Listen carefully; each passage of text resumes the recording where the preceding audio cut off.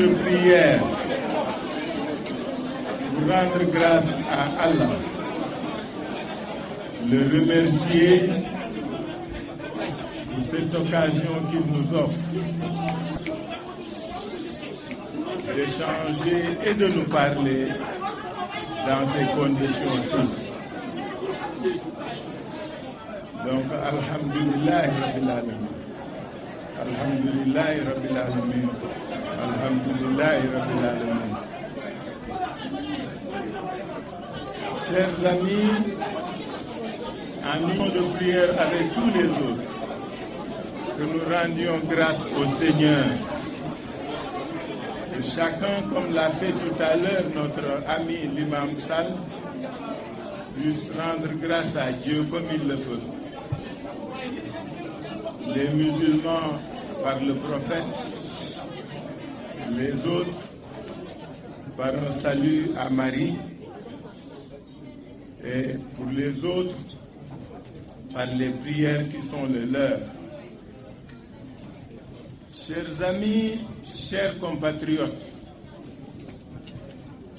le 29 septembre dernier, j'ai quitté la maison d'arrêt de Rebeuss après 2 ans et demi de détention. Durant tout ce temps, vous avez partagé avec moi cette épreuve, faite selon certains de privation, selon d'autres de sacrifice,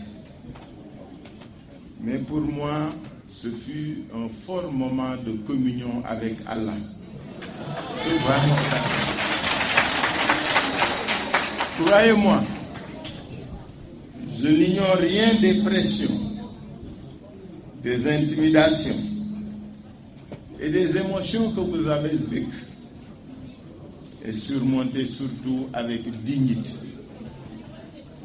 et avec beaucoup de responsabilité. Je vous en remercie. J'ai pour chacune et pour chacun de vous une pensée particulière, pleine d'admiration, de considération et d'affection.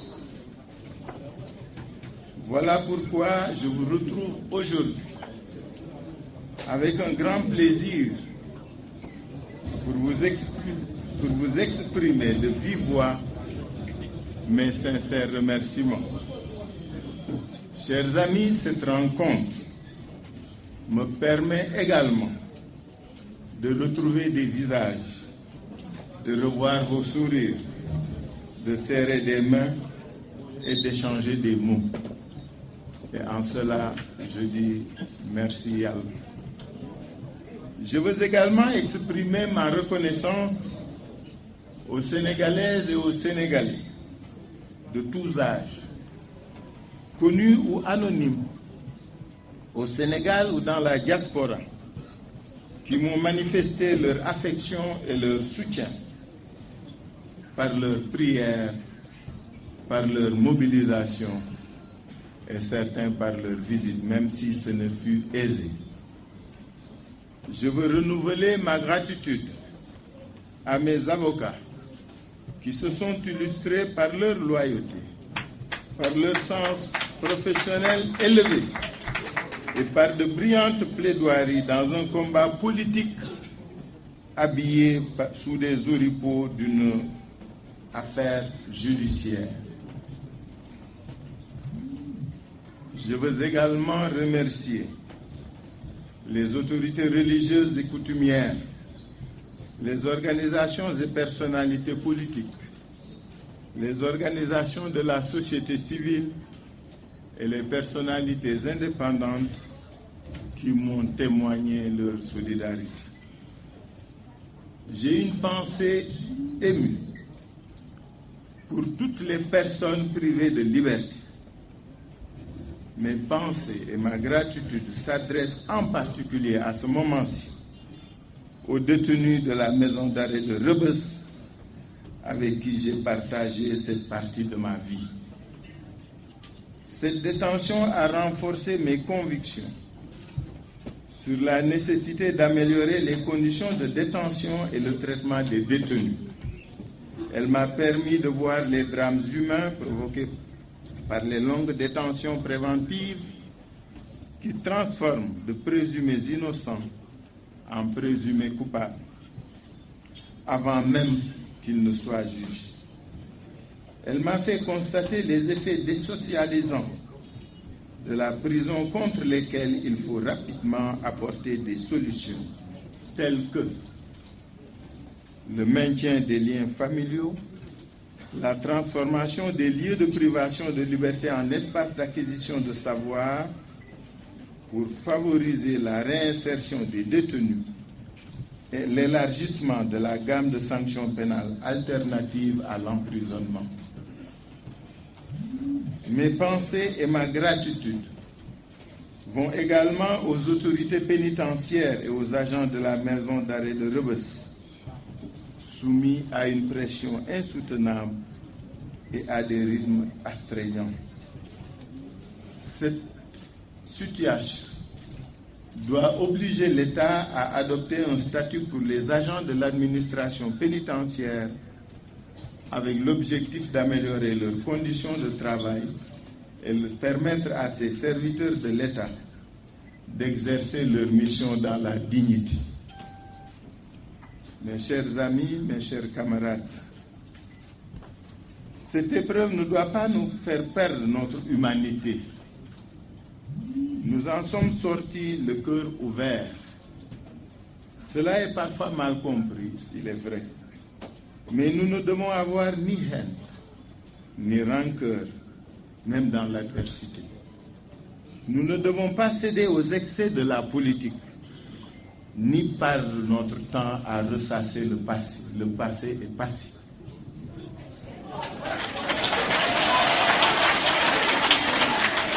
Mes chers camarades, nous avons encore tant à faire ensemble pour notre pays. Mais avant de tracer la voie vers cet avenir commun, je veux évoquer à grands traits 3 viatiques pour nous éclairer dans notre cheminement collectif au service du Sénégal. Cette épreuve n'a pas entamé nos convictions, bien au contraire. La fidélité à nos valeurs nous a permis de résister à l'acharnement du pouvoir. Nous sommes les héritiers d'une histoire vivante, forgée dans l'alliance entre la démocratie et le progrès. Nous devons en être fiers et porter son message fondé sur les valeurs de liberté, d'égalité, de justice et de solidarité. Si nous sommes plus résilients, et c'est le premier viatique, c'est donc grâce à notre identité que nous devons garder intacte. Nous sommes de gauche, nous sommes des socialistes. En évoquant la force de nos convictions et la fidélité à nos valeurs, je veux saluer le mérite de chacune et de chacun d'entre vous d'avoir cru à notre combat et de continuer à faire front.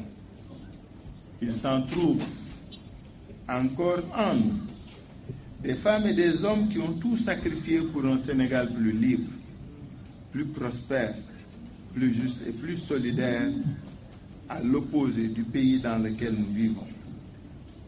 C'est le deuxième viatique qui nous différencie du pouvoir et nous engage à nous opposer à ces politiques néfastes pour le peuple sénégalais. Nous restons sur cette ligne d'ancrage dans l'opposition avec responsabilité, mais sans compromission, avec fermeté, mais sans excès. De cette position, on ne peut dissocier, et c'est le troisième viatique qui nous différencie également de ceux qui gouvernent, notre attachement aux conclusions des assises nationales. Parce qu'elles reflètent la richesse des expériences et les attentes du peuple. Les conclusions des assises nationales constituent le document de référence de notre projet. Bien entendu, il faudra les adapter au contexte et aux évolutions de notre pays, de l'Afrique et du monde.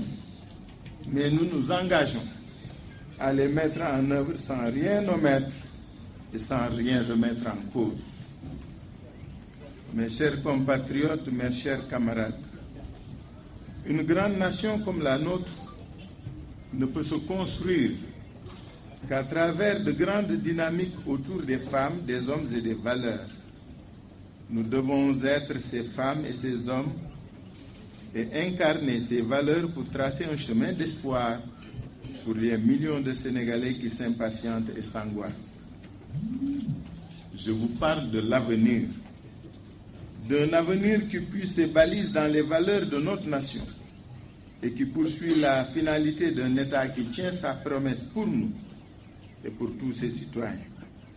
Je vous parle de l'avenir qui se construit dans la paix, avec notre volonté commune et avec des énergies plurielles et positives.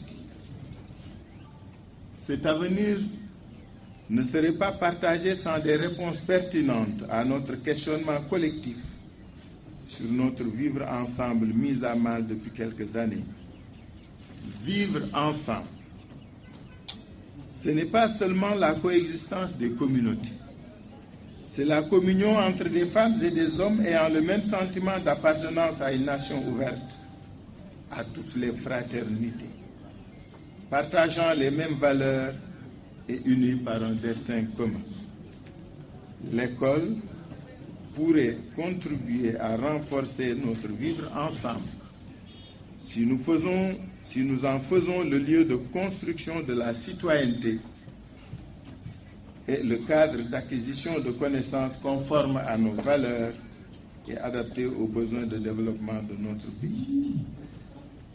Mais nous ne saurions appréhender le vivre ensemble dans toute sa mesure si nous ne l'associons pas à un modèle de gouvernance qui en garantit la cohésion et la permanence. En effet, notre commun vouloir de vie commune doit s'appuyer sur l'édifice d'une république garante de l'état de droit et des droits humains.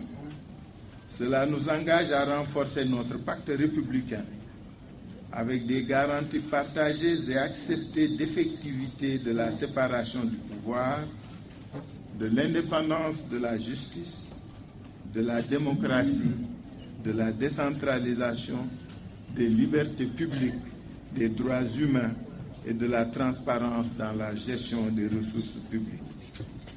Mes chers compatriotes, chers camarades, dans la mesure où tout se tient, il est évident que la refondation de la gouvernance doit avoir pour finalité de recentrer l'État dans ses missions, afin que le Sénégal soit un pays pour tous les âges, pour toutes les énergies, pour toutes les ambitions.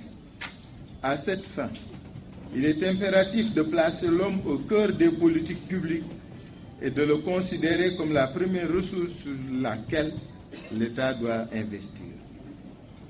C'est dans cette mesure que chaque Sénégalaise et chaque Sénégalais, en zone urbaine comme dans le monde rural, pourra accéder à des soins de santé de qualité, à l'éducation, à la formation, à un emploi décent, à la protection sociale, à la sécurité et aux services publics en nombre et en qualité.